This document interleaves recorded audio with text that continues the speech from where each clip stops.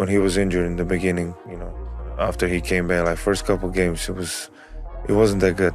But now, since we played a long time together, like it's getting better and better.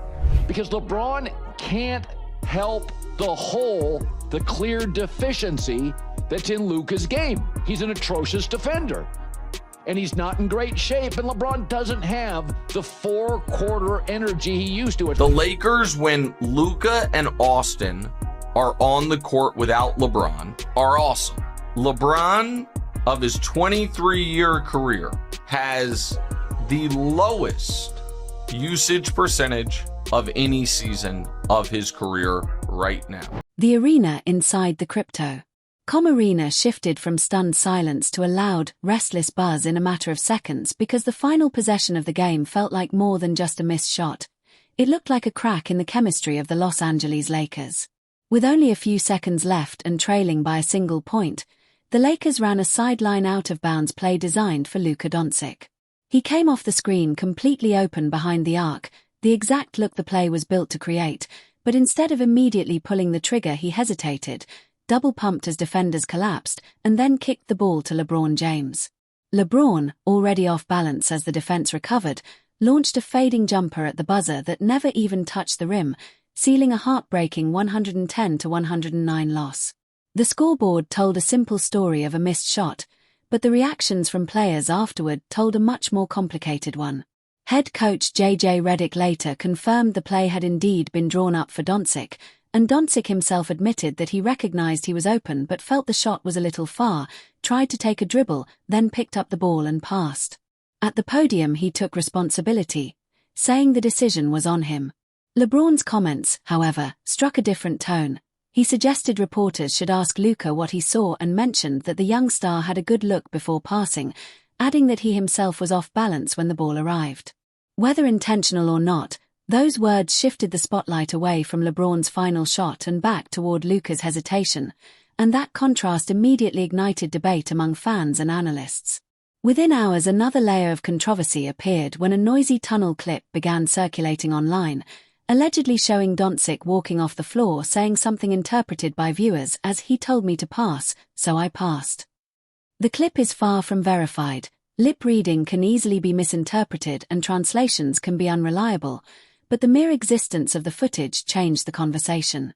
If the translation were accurate, it would flip the narrative entirely. Instead of a young star hesitating in the clutch, it would suggest a moment where the veteran demanded the ball, the younger player deferred, and the final decision shifted from Doncic's hesitation to LeBron's authority. Regardless of whether the clip is accurate, perception now plays a huge role in how the play is being analyzed. Statistically, Doncic's night offered some context. He finished 8 for 24 with 22 points and shot just 2 for 10 from 3, far below his usual efficiency, which could explain why he second-guessed a long catch-and-shoot attempt even though the play had put him exactly where he's made countless shots before. If he simply tried to create a better look with one dribble, it's a defensible basketball decision. But if he deferred because a legendary teammate called for the ball, then the moment reveals something deeper. Confusion about hierarchy and communication during the most important possession of the game. That tension didn't appear out of nowhere.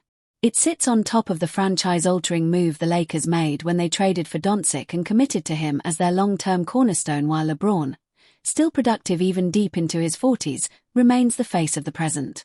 The dynamic is unavoidable. One superstar represents the future of the franchise while the other is the living legend still chasing victories right now. Every late-game possession becomes a symbolic question about who truly owns the moment. When two elite playmakers share the floor, the possibilities can be brilliant, but the downside is hesitation when the closer isn't clearly defined. Coaches can try staggered rotations or scripted end-of-game roles, yet those strategies only work if the players themselves accept the hierarchy. What happened in that final possession looked like the exact moment when that hierarchy briefly blurred. Moments like this are often psychological as much as tactical. Younger players sometimes allow the aura of a legendary teammate to override their own instincts in clutch situations. Doncic has built his reputation on fearless late-game shots, but even the most confident player can pause if a veteran leader suddenly calls for the ball. If the rumored tunnel comment is accurate, it hints at a split-second surrender to authority rather than full trust in his own read. That kind of hesitation can be dangerous for a team's future identity, because if the younger star begins associating those moments with doubt, it can carry into future crunch time situations. For the Lakers, the issue now extends beyond a single missed shot. It touches legacy, leadership, and the direction of the franchise. Doncic was brought in to anchor the next era of basketball in Los Angeles, while LeBron has earned the right to demand the ball after 2 decades of dominance. The most successful transitions in sports history usually occur when the aging superstar deliberately empowers the rising one, gradually shifting those defining moments. How the Lakers handle this situation could shape the season. If LeBron continues to assert control in plays designed for Doncic, the team risks an identity conflict between short-term urgency and long-term development. On the other hand, if the coaching staff clarifies roles and encourages Doncic to take ownership of those possessions, the partnership could become one of the most dangerous closing combinations in the league. Right now, the public narrative and the rumored private conversations appear to be telling slightly different stories, and that gap is where trust can begin to fracture. The team needs honest conversations between coach, veteran, and young star to ensure the next time a game comes down to one possession, hesitation isn't the defining memory. Because in the NBA, moments like this don't just decide games. They shape legacies, locker room dynamics, and the direction of a franchise chasing its next championship. The public narrative and the private tunnel story now appear to be moving in opposite directions, and that gap is exactly the kind of tension that can quietly damage a team if it isn't addressed quickly. When Luka Dončić stood at the podium after the game and said, "That's on me," he projected accountability and calm leadership, the type of response that usually shuts down controversy before it grows. But if the rumored tunnel clip is accurate and he privately told teammates, "He told me to pass, I passed," then the situation becomes far more complicated. Suddenly there are 2 different versions of the same moment. The public version, where the young star takes the blame, and the private interpretation, where the responsibility might shift toward LeBron James. When those 2 narratives collide, fans and media immediately start asking uncomfortable questions. Either the team is carefully managing optics to avoid controversy, or the players themselves are not fully aligned emotionally about what actually happened in that final possession. In professional sports, trust can begin to erode when words and actions point in different directions, and if the Los Angeles Lakers allow that confusion to linger, the same hesitation that ruined one possession could resurface during a much more important moment later in the season. That's why situations like this often demand direct conversations behind closed doors. The coaching staff, led by JJ Redick, likely needs a brutally honest discussion with both stars about how the team wants to handle late-game scenarios. Veterans sometimes have to consciously step back and empower the younger cornerstone in those moments, especially when the organization views that player as the future. At the same time, the younger star has to reclaim his instinct and confidence rather than deferring under pressure. If Doncic hesitated because he felt the shot was too far or because he was cold from deep, that's a basketball decision that can be fixed with clarity and trust. But if hesitation came from the gravitational pull of a legendary teammate demanding the ball, then the issue becomes psychological as well as tactical. When 2 alpha creators share the floor, even a split-second pause about who owns the final shot can derail a perfectly designed play. The legacy angle makes the moment even more fascinating.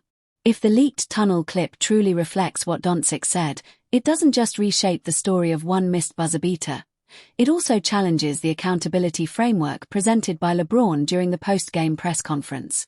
That contradiction forces a larger question about leadership.